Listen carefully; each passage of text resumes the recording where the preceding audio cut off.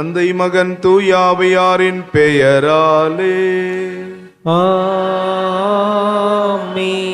நம் ஆண்டவராகிய இயேசு கிறிஸ்துவின் அருளும் கடவுளின் அன்பும் தூயாவியாரின் நட்புறவும் உங்கள் அனைவரோடும் இருப்பதாக. உம் ஆன்மாவோடும் இருப்பதாக.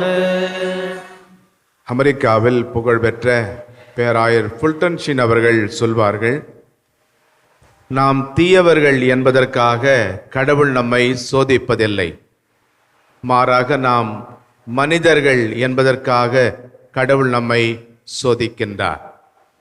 அன்புக்குரியவர்களே, நாமும் சோதனைக்கு உட்படுத்தப்படுவது இன்னும் அதிகமாக இறைவனை பிறரை அன்பு செய்ய வேண்டும் என்பதற்காகவே.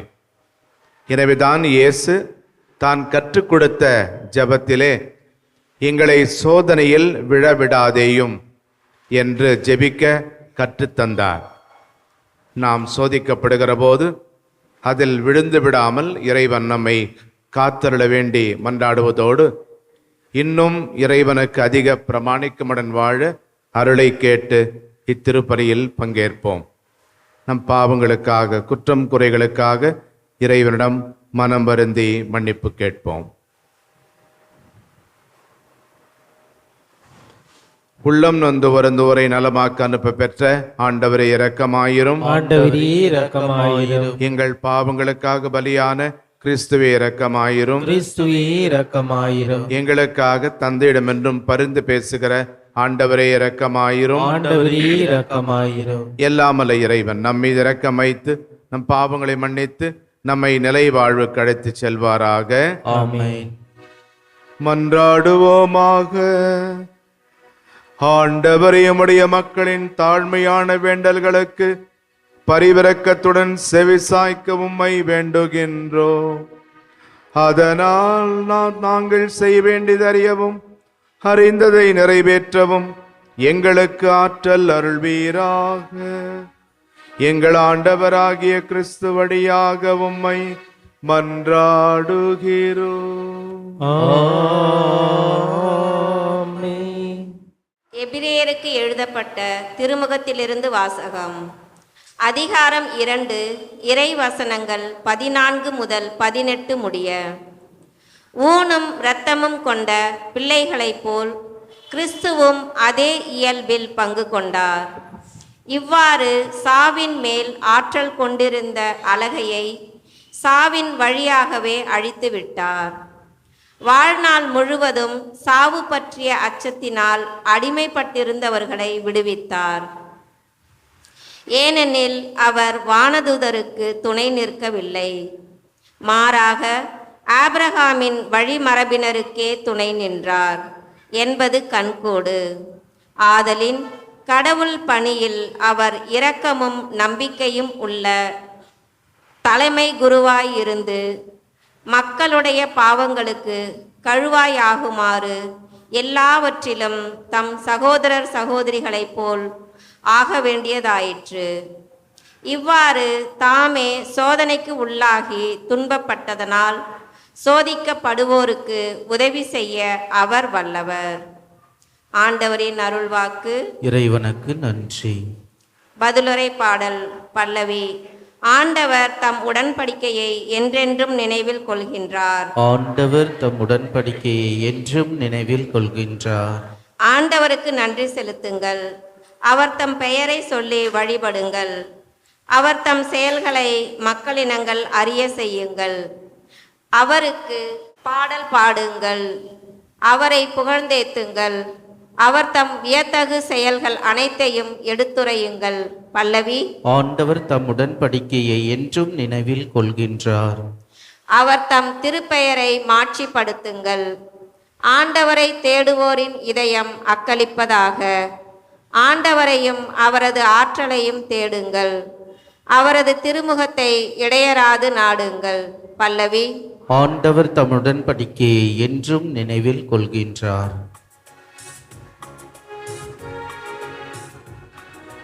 அல்லேலூயா அல்லேலூயா அல்லேலூயா அல்லேலூயா அல்லேலூயா அல்லேலூயா அல்லேலூயா அல்லேலூயா. என் நாடுகள் எனது குரலுக்கு செவி சாய்க்கின்றன, எனக்கும் அவற்றை தெரியும், அவையும் என்னை பின்தொடர்கின்றன. அல்லேலூயா அல்லேலூயா அல்லேலூயா அல்லேலூயா அல்லேலூயா. ஆண்டவர்களோடு இருப்பாராக. உம் ஆன்மாவோடும் இருப்பாராக. மார்க்கு எழுதிய நற்செய்தியிலிருந்து வாசகம். ஆண்டவரே மாட்சி உமக்கே. பிரிவு 1 வசனங்கள் 29 முதல் 39 வரை. இயேசுவும் சீடர்களும் தொழுகை கூடத்தை விட்டு வெளியே வந்து யாக்கோபு யோவானுடன் சீமோன் அந்திரேயா ஆகியோரின் வீட்டிற்குள் சென்றார்கள். சீமோனுடைய மாமியார் காய்ச்சலாய் கிடந்தார். உடனே அவர்கள் அதை பற்றி இயேசுவிடம் சொன்னார்கள். இயேசு அவர் அருகில் சென்று கையை பிடித்து அவரை தூக்கினார். காய்ச்சல் அவரை விட்டு நீங்கிற்று. அவர் அவர்களுக்கு பணிவிடை செய்தார். மாலை வேளையில் கதிரவன் மறையும் நேரத்தில் நோயாளர்கள், பேய் பிடித்தவர்கள் அனைவரையும் மக்கள் அவரிடம் கொண்டு வந்தார்கள். நகர் முழுவதும் வீட்டு வாயில் முன் கூடியிருந்தது. பல்வேறு பிணிகளால் வருந்திய பலரை அவர் குணப்படுத்தினார். பல பேய்களையும் ஓட்டினார். அந்த பேய்கள் அவரை அறிந்திருந்ததால் அவற்றை அவர் பேச விடவில்லை. இயேசு விடியற்காலை கருக்கலில் எழுந்து தனிமையான ஒரு இடத்திற்கு புறப்பட்டு சென்றார். அங்கே அவர் இறைவனிடம் வேண்டிக் கொண்டிருந்தார். சீமோனும் அவருடன் இருந்தவர்களும் அவரை தேடிச் சென்றார்கள். அவரை கண்டதும் எல்லாரும் உம்மை தேடிக் கொண்டிருக்கிறார்கள் என்றார்கள். அதற்கு அவர், நாம் அடுத்த ஊர்களுக்கும் போவோம், வாருங்கள், அங்கும் நான் நற்செய்தியை பறைசாற்ற வேண்டும், ஏனெனில் இதற்காகவே நான் வந்திருக்கிறேன் என்று சொன்னார். பின்பு அவர் கலிலேயா நாடு முழுவதும் சென்று அவருடைய தொழுகை கூடங்களில் நற்செய்தியை பறைசாற்றி பேய்களை ஓட்டி வந்தார். ஆண்டவரின் அருள்வாக்கு. கிறிஸ்துவே உமக்கு புகழ். ஒருவர் தெருவழியாக நடந்து சென்று கொண்டிருந்தார். தவறி அங்கே இருந்த ஒரு குழியில் விழுந்து விட்டார். அந்த வழியாக 3 பேர் சென்றார்கள். முதலாவது நபர் குழியில் விழுந்து கிடந்த அந்த மனிதரை பார்த்து, உனக்கு 2 கண்ணும் இருந்தும் பார்த்து நடக்க தெரியல என்று திட்டி அறிவுரை சொல்லி அந்த இடத்தை விட்டு போய்விட்டார். இரண்டாவது நபர் குழியில் இருக்கிற நபரை பார்த்து பரிதாபப்பட்டார். நீ விழுந்து விட்டாய், எப்படியாவது வெளியே வர நீ முயற்சி செய் என்று சொல்லிவிட்டு போனார். மூன்றாவது நபரோ குழியில் விழுந்து குழியிலே அவரும் இறங்கி அந்த மனிதனை வெளியே கொண்டு வந்தார். அன்புக்குரியவர்களே, இந்த மூன்றாவது நபர்தான் ஆண்டவர் இயேசு கிறிஸ்து. மக்களுக்கு அறிவுரை மட்டுமே அவர் வழங்கவில்லை. மக்களின் நிலையை கண்டு பரிதாபப்பட்டு நழுவி செல்லவில்லை. மாறாக அவரே நம்முடைய நிலைக்கு இறங்கி வந்து நம்மை மீட்டார். இறைவாக்கினர் எசாயா இவரை பற்றி பேசுகிற போது, மெய்யாகவே அவர் நம் பிணிகளை தாங்கிக் கொண்டார், அவர் தம் காயங்களால் நாம் குணமடைகின்றோம் என்று கூறினார். இன்றைய நற்செய்தியிலே கப்பர்நாகூமிலே பேதுருவின் மாமியார் காய்ச்சலாய் கிடந்ததை கேள்விப்பட்டு இயேசு அவருடைய வீட்டுக்கு சென்று அந்த பெண்மணியினுடைய கையை பிடித்து தூக்கி அவரை எழுப்புகின்றார். அந்த பெண்மணியும் குணம் பெற்ற பிறகு எழுந்து இயேசுவையும் அவருடைய சீடர்களையும் உபசரிக்கின்றார். காய்ச்சலை குணப்படுத்துவதை ஒரு அரியதொரு புதுமையாக கருதக்கூடாது. நமக்கும் காய்ச்சல் வரும். 1 அல்லது 2 அல்லது 3 நாட்களுக்கு பிறகு நம்மை விட்டு போய்விடும். அது ஒரு பெரிய புதுமை அல்ல. மாறாக இயேசு காய்ச்சலாய் கிடந்த அந்த பெண்மணியின் மீது காட்டிய இந்த பரிவு, மனிதநேயம், அக்கறை, இதை நாம் மனதில் கொள்ள வேண்டும். இயேசு பல்வேறு நோய்களால் வருந்திய பலரை குணப்படுத்தினார். பேய்களை ஓட்டுவதும் நோய்களை குணப்படுத்துவதும் இயேசுனுடைய விடுதலை பணியாக, இறையரசு பணியாக இருந்தது. குறிப்பாக நோய்கள் தீய சக்திகளின் ஆதிக்கமாக கருதப்பட்டன. எனவே இயேசு நோய்களை குணப்படுத்துவது என்பது ஒருவரை தீமையினுடைய அடிமை நிலையிலிருந்து விடுவிப்பதற்கு சமமாக கருதப்பட்டது. இயேசு நம்முடைய உடல் நோய்களை மட்டுமல்ல, மாறாக அவற்றுக்கு காரணமான நம்முடைய மனச்சுமைகளிலிருந்தும் நமது கவலைகளிலிருந்தும் கடவுள் நம்மை குணப்படுத்துகிறார். எனவேதான் இயேசு பெரும் சுமை சுமந்து சோர்ந்திருப்பவர்களே எல்லாரும் என்னிடம் வாருங்கள், நான் உங்களுக்கு இளைப்பாறுதல் தருவேன் என்கின்றார். இயேசு நம் அனைவருக்கும், நம்முடைய வாழ்க்கையின் பாரங்களை தாங்குகிற நம் அனைவருக்கும் நம் சுமைகளை இறக்கி வைக்கின்ற ஒரு அக்கறையுள்ள, மனிதாபிமானம் உள்ள ஒரு மனிதராக இருக்கின்றார். துன்பங்கள் இல்லாத மனிதர்கள் இந்த உலகத்திலே இல்லை. இரண்டு பேருக்கு மட்டும்தான் துன்பங்கள் இல்லை. ஒன்று, அவர் இன்னும் பிறக்கவில்லை. இன்னொன்று, அவர் ஏற்கனவே இறந்து விட்டார். மற்றபடி நம்ம எல்லோருமே ஏதாவது ஒரு வகையிலே துன்பங்களை அனுபவிக்கின்றோம். வாழ்க்கை என்றால் 1000 இருக்கும், வாசல் தோறும் வேதனை இருக்கும். வந்த துன்பம் எதுவென்றாலும் வாடி நின்றால் ஓடிவிடாது என்பார்கள். நம்முடைய வாழ்க்கையிலே பல வகையான துன்பங்கள் உண்டு. இந்த துன்பங்களுக்கு 3 வகையான காரணங்கள் இருக்கின்றன. ஒன்று, மனிதரால் மனித உடலிலே உள்ளத்திலே ஏற்படுகின்ற துன்பங்கள். உதாரணமாக பசி அல்லது கோபம், இதை உடல் அளவிலே நமக்கு வரக்கூடிய துன்பங்கள். இரண்டாவது, இயற்கை சீற்றங்களால் வரக்கூடிய துன்பங்கள். சுனாமி, பூகம்பம் போன்ற, பெருவெள்ளம் போன்ற பலவித இயற்கை சீற்றங்களால் வரக்கூடிய துன்பங்கள். 3, தீய ஆவிகளால் நமக்கு வரக்கூடிய துன்பங்கள். இந்த முதல் வகையான துன்பங்களை நாம் ஏற்றுக்கொள்ள வேண்டியிருக்கிறது. ஆனால் இந்த 2 வகையான துன்பங்கள் நமக்கு வருகிற போது நாம் கேட்கிற கேள்வி, ஏன் எனக்கு மட்டும் இந்த துன்பங்கள்? நான் அப்படி என்ன பாவம் செய்து விட்டேன்? யோபு அப்படித்தான் கேட்டார். கடவுளை பார்த்து, எந்த பாவத்திற்காக எனக்கு இந்த ஒரு பெரிய தண்டனை என்று கேட்டார். அன்புக்குரியவர்களே, துன்ப நேரங்களிலே நாம் என்ன செய்ய வேண்டும்? ஒன்று, கடவுள் நம்மோடு இருக்கிறார், நம் துன்பங்களை சுமந்து கொள்ளுகிறார் என நம்ப வேண்டும். கடவுள் நம் துன்ப நேரங்களிலே நம்மை விட்டு விலகுவதில்லை, நம்மை ஒருபோதும் கைவிடுவதில்லை. நாம் அந்த துன்பங்களை ஏற்று வெற்றி பெறக்கூடிய ஒரு ஆற்றலை நம்மோடு இருந்து கொண்டே கடவுள் கொடுத்து கொண்டிருக்கிறார். இரண்டாவதாக, மக்களின் துன்பங்களை கண்ட இயேசு, ஏன் இவர்களுக்கு இந்த துன்பம் வந்திருக்கிறது, ஏன் இவருக்கு இந்த நோய் வந்திருக்கிறது என்று அறிவுபூர்வமான ஆராய்ச்சியில் இறங்காமல், இந்த நேரத்திலே இந்த மனிதருக்கு நான் என்ன செய்ய முடியும் என்பதை கேட்டு துன்புறுவோர் மேல் இயேசு பரிவு கொண்டு துயர் துடைக்கிறார், பிணிகளை போக்குறார். அன்புக்குரியவர்களே, துன்பத்தை கண்டு துயரப்படாதே, தேற்றும் தேவன் நம்மோடு. கடும் நோயை கண்டு பயப்படாதே, காக்கும் கடவுள் நம்மோடு.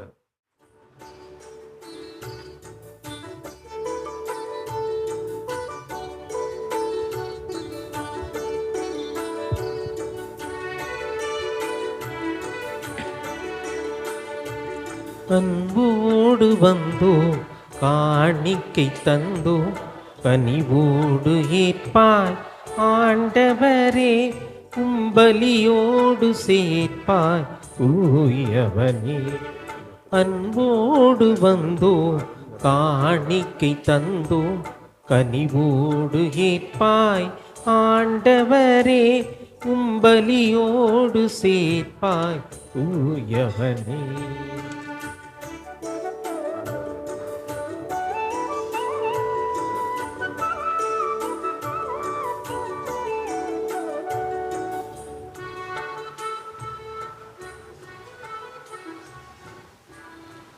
சகோதரர்களே, சகோதரிகளே, என்னுடைய உங்களது ஆனந்த இப்பலி எல்லாமல்ல தந்தையாகிற இவனுக்கு ஏற்றதாகும்படி மன்றாடுங்கள். ஆண்டவர் தமது பெயரின் புகழ்ச்சிக்காகவும் ஆட்சிக்காகவும் நமது நன்மைக்காகவும் புனித திரு அவை அனைத்து நலனுக்காகவும் நமது கையிலிருந்து இப்பலியை ஏற்றுக்கொள்வாராக. ஆண்டவரையும் மக்கள் அளிக்கும் காணிக்கை உமக்கு ஏற்புடையதாயிருக்க உம்மை வேண்டுகிறோம். அதன் வழியாக நாங்கள் புனிதமடைந்து இறை பற்றுதலோடு நாங்கள் வேண்டுவதை பெற்றுக் கொள்வோமாக. எங்கள் ஆண்டவராகிய கிறிஸ்து வழியாக உம்மை மன்றாடுகிறோம். ஆமென். ஆண்டவர் உங்களோடு இருப்பாராக. உம்மான்மாவோடும் இருப்பாராக. இதயங்களை மேலே எழுப்புங்கள். ஆண்டவரிடம் எழுப்பியுள்ளோம். நம் இறைவனாகிய ஆண்டவருக்கு நன்றி கூறுவோம். அது தகுதியும் நீதியும் ஆனதே. தூயவரான தந்தையே, அன்பார்ந்த மகனே இயேசு கிறிஸ்து வழியாக எந்நாளும் இவ்விடத்திலும் நாங்கள் உமக்கு நன்றி செலுத்துவது மெய்யாகவே தகுதியும் நீதியுமாகும். எங்கள் கடமை மீட்புக்குரிய செயலுமாகும். உம் வார்த்தையான அவர் வழியாக அனைத்தையும் படைத்தீர். அவரையே மீட்பராகவும் ஈடேற்றுபவராகவும் எங்களுக்கு அனுப்பினீர். அவர் தூய ஆவியால் உடலெடுத்து கன்னி மரியாவிடமிருந்து பிறந்தார். அவர் உமது திருவுளத்தை நிறைவேற்றி புனித மக்களை உமக்கு பெற்றுத்தர தம் கைகளை விரித்து பாடுபட்டார். இவ்வாறு அவர் சாவை வென்று உயிர்ப்பை வெளிப்படுத்தினார். ஆகவே வானதூதரோடும் புனிதர் அனைவரோடும் சேர்ந்து நாங்கள் இந்த மாட்சியை புகழ்ந்துரைத்து ஒரே குரலாய் போற்றுவதாவது: தூயவர் தூயவர் தூயவர், வான்படைகளின் கடவுளாம் ஆண்டவர். விண்ணகமும் மண்ணகமும் உமது மாட்சியால் நிறைந்துள்ளன. உன்னதங்களிலே ஓசன்னா. ஆண்டவர் பேரால் வருகிறவர் ஆசி பெற்றவர். உன்னதங்களிலே ஓசன்னா. ஆண்டவரை நிர்வையாகவே தூயவர், தூய்மை அனைத்துக்கும் ஊற்று. ஆகவே நம்முடைய ஆவியை பொழிந்து இக்காணிக்கைகளை தூய்மைப்படுத்தமை வேண்டுகிறோம். இவ்வாறு எங்கள் ஆண்டவர் இயேசு கிறிஸ்துவின் உடலும் இரத்தமுமாக எங்களுக்கு இவை மாறு உணவாக. அவர் பாடுபட உளம் கனிந்து தம்மை கையளித்த போது அப்பத்தை எடுத்து நன்றி செலுத்தி அதை பிட்டு தம் சீடர்களுக்கு அளித்து இயேசு கூறியதாவது: அனைவரும் இதிலிருந்து பெற்று உண்ணுங்கள். ஏனெனில் இது உங்களுக்காக கையளிக்கப்படும் என் உடல்.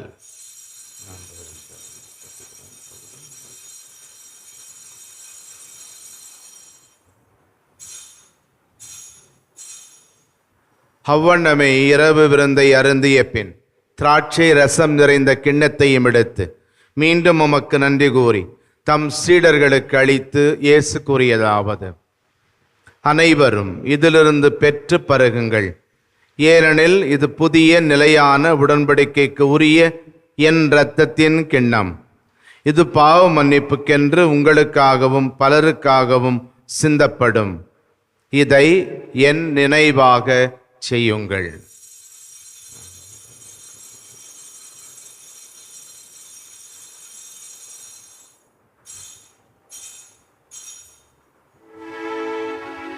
நம்பிக்கையின் மறைபொருள். ஆண்டவரே, நீர் வருமளவும் உமது இறப்பினை அறிக்கையிடுகின்றோ, உமது உயிர்ப்பினையும் எடுத்துரைக்கின்றோ. ஆகவே ஆண்டவரே, நாங்கள் கிறிஸ்துவின் இறப்பினையும் உயிர்ப்பினையும் நினைவு கூர்ந்து வாழ்வு தரும் அப்பத்தை மீட்பளிக்கும் கிண்ணத்தையும் உமக்கு ஒப்புக் கொடுக்கின்றோம். உம் திருமுன் நின்றும் கூழியம் புரிய தகுந்தவர்கள் என எங்களை ஏற்றுக்கொண்டீர். எனவே உமக்கு நன்றி செலுத்துகின்றோம். மேலும் கிறிஸ்துவின் உடலிலும் இரத்தத்திலும் பங்கு கொள்ளும் எங்களை தூய ஆவியார் ஒன்று சேர்க்க வேண்டுமென உம்மை தாழ்மையுடன் மன்றாடுகிறோம். ஆண்டவரே, உலகெங்கும் பரவியிருக்கும் அது திரு அவையை நினைவு கூர்ந்தருளும்.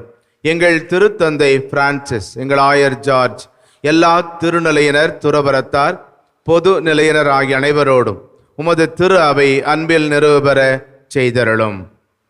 உயிர் தொடும் எதிர்நோக்குடன் துயில் கொள்ளும் எங்கள் சகோதரர் சகோதரிகளையும் இறந்தோர் அனைவரையும் இரக்கத்துடன் நினைகூர்ந்து உமது திருமுக ஒளியினுள் ஏற்றருளும். எங்கள் அனைவர் மீதும் இரக்கமாயிரும்.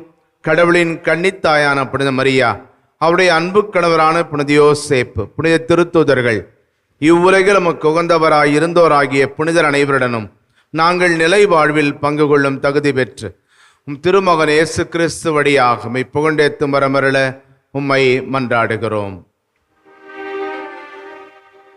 இவர் வழியாக இவரோடு இவரில் எல்லாம் வல்ல இறைவனாகிய தந்தையே, தூயாவியாரின் ஒன்றிப்பில் எல்லா புகழும் ஆட்சியும் என்றென்றும் உமக்கு உரியதே.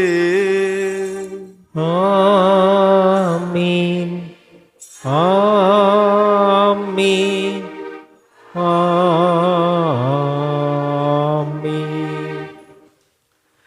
நன்றி விழாவாகிய பொங்கல் பெருடாவை சிறப்பித்துக் கொண்டிருக்கிற அனைத்து தமிழக மக்களுக்கும் தமிழர்களுக்கும் இறைவன் நலத்தையும் வளத்தையும் தந்தருள வேண்டி நம்பிக்கையோடு மன்றாடுவோம். விண்ணுலகில் இருக்கின்ற எங்கள் தந்தையே, உமது பெயர் தூயது என போற்ற பெறுக.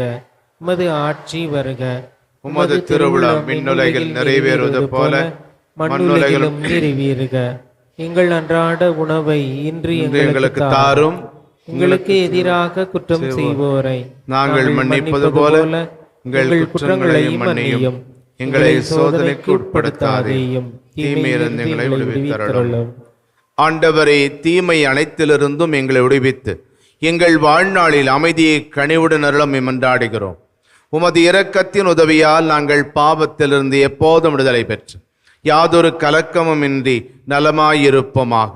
நாங்கள் எதிர்நோக்கி இருக்கும் பேரின்பத்துக்காகவும் எம் மீட்பராகிய இயேசு கிறிஸ்துவின் வருகைக்காகவும் காத்திருக்கின்றோம். ஏனெனில் ஆட்சியும் வல்லமையும் ஆட்சியும் என்றென்றும் உமதே.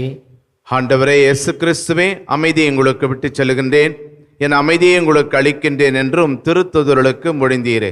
எங்கள் பாவங்களை பாராமல் நாங்களும் வைத்திருக்கும் நம்பிக்கையை மட்டுமே கண்ணோக்கி உமது திருவுளத்திற்கு ஏற்ப எங்கள் ஒவ்வொருவருக்கும் மன அமைதியும் மகிழ்ச்சியும், எங்கள் குடும்பங்களுக்கு ஒற்றுமையும் உலகிற்கு சமாதானத்தையும் அளித்தருள்வீராக.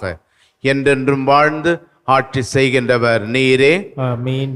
ஆண்டவருடைய சமாதானம் உங்களோடு என்றும் இருப்பதாக, ஆன்மாவுடன் இருப்பதாக. ஒருவருக்கொருவர் சமாதானத்தை அறிவித்துக் கொள்வோம். சமாதானம்.